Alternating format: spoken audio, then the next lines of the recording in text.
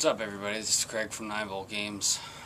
It is very late, and I'm going to be doing a review for Deus Ex. Keep in mind that it's about 3 in the morning, and I'm going to put that up there actually. This is a 3 a.m. review. Come on, camera. Stay straight. So this is a 3 a.m. review, so if I say anything weird, just take into account that it's late. But also, as a sidebar, a lot of people did a review for Deus Ex, and they went ahead and they compared it to the original Deus Ex. And I think that's a bit unfair to compare games to past games, especially when it's under the wing of a new company, which would be Square Enix. That being said, it is also still very much an IDOS game. These things taste like crap, but they work. So yeah. I'm going to try not to compare it to Deus Ex, the original Deus Ex, mainly because I haven't played Deus Ex for almost 10 years, which is kind of a good thing when I'm coming at you with this review. However, I will say this just to appease fans of the past Deus Ex. This is not as open and not as big and is not on the scale of the original Deus Ex. However, it is not Invisible War. Okay? And I think that's where a lot of its good scores came in, because while it may not be the Deus Ex that you remember on PC, it's getting a step back to where it used to be, and I just think it'll be really exciting where the next game goes. So, on to the review, leaving out the Deus Ex, the original Deus Ex. So, Deus Ex Human Revolution. Why'd I wait so long to review it? Well, one, I wanted to play it.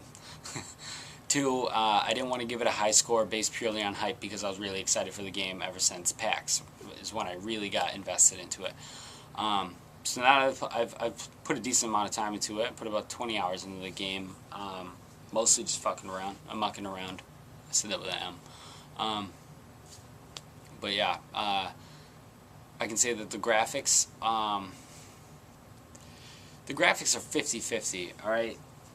The graphics and the backgrounds and the whole environment and the city, you know, like Detroit, and then, you know, you go to China and the warehouses and just small details, offices, blah, blah, blah. The details are great. Jansen looks pretty good. Some of the character models, you can still tell that it's an IDOS game. I don't think that graphics make a game. These graphics are good. I think they're great. I mean, if you take into account that, you know, it's under Square Enix's wing, like I said, and they have put out some of the most beautiful games, but they've also put out some of the crappiest games. This one's on the higher up scale, so the graphics are pretty good, for those of you who actually care. You know, graphics actually really good when the mechs, and like when you're way back in the beginning of the game when you're fighting Barrett. He does this nifty little shit where his little augmented arm spins around and turns into a gun. That was some good graphics. It's just more of the uncanny valley thing, the face. The faces of the characters look weird, everything else looks great. So, you know what? This game has pretty amazing graphics. Let's see, the playability. The playability is very good.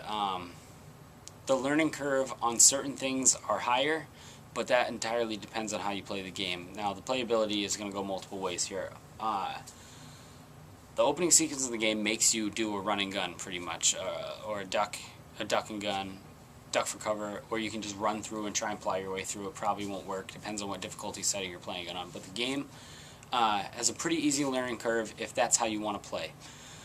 If you want to be sneaky and you want to talk your way through shit, the learning curve is a little bit higher. I do like the little mini game when you do the social augmentation, which I'll get in the augmentation thing later if you don't know what I'm talking about. If you do the social augmentation, it gives you a little profile of a character you're talking to in certain instances, and you can read their personality type, and then you can play off of that. And I'm not gonna lie, I failed the first one. And I didn't go back and fix it, but it was like a learning experience, because the different reactions you'll get out of people if like somebody's a pushover and then you try and be a pushover, you're not going to get what you want out of them. Or if someone's aggressive but they fear someone else being aggressive and you flip out at them, you might get what you want. So there are a lot of different ways things can go in the game, a lot of alternate paths. Actually, when we were at PAX, they really stressed multi-path, multi-solution. And it definitely is multi-path, multi-solution. There's a lot of different shit you can do. Like I told Dan that when he plays the game, he might not play the same way I do. Because I love Metal Gear, I love sneaking, I love finding back ways around shit, doing as minimal kills as possible, or if I am killing, do it silently. And then you kind of... this is hard. Besides starting a new game over, once you find a groove of how you're going to play this game, unless you get to a point where you just can't get by playing the way that you play, which there might be a couple, once you get in a groove, you're gonna make Jansen go that way. Like I said, I like to sneak around and kill people. So what I'll do is I'll hide behind a crate or a container. I'll pop somebody in the head, you know, with a tranquilizer dart, or if I have my 10mm silence, boom, grab their leg, pull them around the crate. I've been doing that through the entire game, and it's not boring. That's just the way I want to play it. So it's actually going to be exciting to get into a new game and then maybe just be a badass, you know, with heavy weapons and blah, blah, blah. So the playability is good in that sense. It's got a high replay value if you're interested in going back and trying to see what it's like to be an asshole, or what it's like to be, you know, a gunner or a sneaker or a talker, you know. So in that sense, it's pretty good. Now, the one thing that I don't think is that great about the game is the story. The story's kind of weird, and I mean, it's good because it's a prequel. It's a prequel to Deus Ex, so I guess they can get by with the story that they have in this game. You know, because it's when, obviously it's a prequel, so it's before Deus Ex, so it's when augmentation started to get big, and then you feel the resistance from the people who said, no, we don't want to be augmented, and then you're actually in the middle because you were forced to be augmented, and then you work for the people who are pro-augmentation. So it's kind of a whole, like, what do they call that? Euphemism? I don't know. It means something else, you know. It's one of those stories. It tries to be deep, but it's not really deep. So, however you feel about that. So the story's kind of throwaway, but it's not, especially if you ever want to go back and play Deus Ex. It would be nice to play them in order and just skip out on Invisible War, because that game kind of sucked. So the story is, man, I'm going to give the point off for story, just because I felt like they could do so much more with it, especially since it's from master storytellers. Square Enix, they had their hands in it, should have done something about it. Alright, sound. Sound is pretty good. I mean, it's sound. Everything sounds like it should. Gunshots sound like it should. People screaming sound like it should. Voice acting is really well done. Kind of is a double-edged sword, though. The voice acting is so good, but the story is kind of meh. So it's kind of like they're working towards nothing. But I really like the guy who voiced Jansen, by the way. He did a really good job. And the guy who did Seraph, your boss, he did a really good job. And even Pitchford, your little asshole kind of sidekick, the IT guy, they picked a really good guy to get under your skin, because even his voice alone gets under my skin. I can't take it. But so the sound ties everything together nicely. It actually adds more to the story than there actually is, so that's the good part. And that's about it. The augmentations are great, and I can't actually wait for some DLC to expand the augmentations. But like right now, what do I got? I got see through walls, punch through walls, carry a whole bunch of crap, cloaking, silent walking, all kinds of crap. You can do Icarus landings. Actually, that's quite nice, especially if you want to sneak up somewhere and drop down off of a building. You can drop down as high as you want. You're not going to get hurt. They also have a super jump that you can do up to 9 feet, I believe it is. No, yeah, 9 feet's what I got right now. Which also helps if you want to get up certain areas and there's no ladder.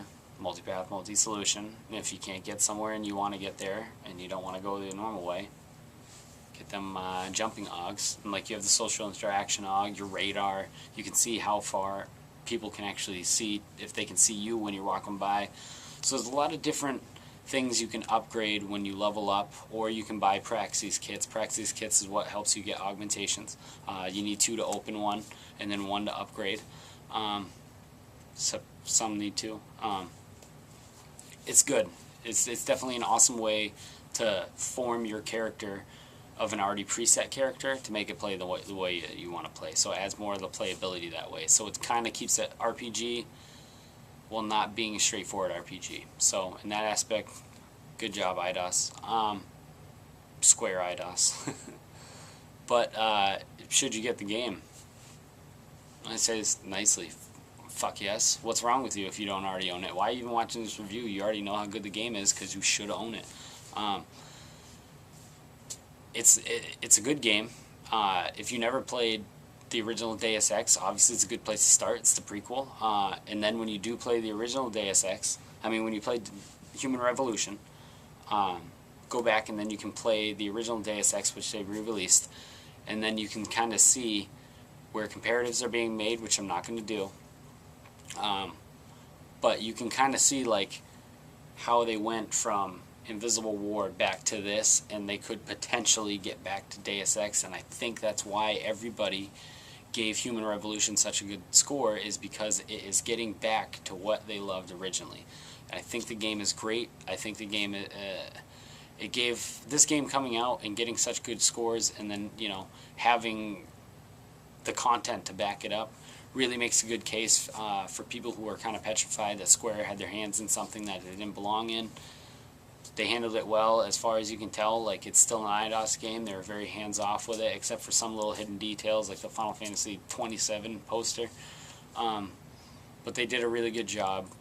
So kudos to you, IDOS. I'm giving you a 4 out of 5.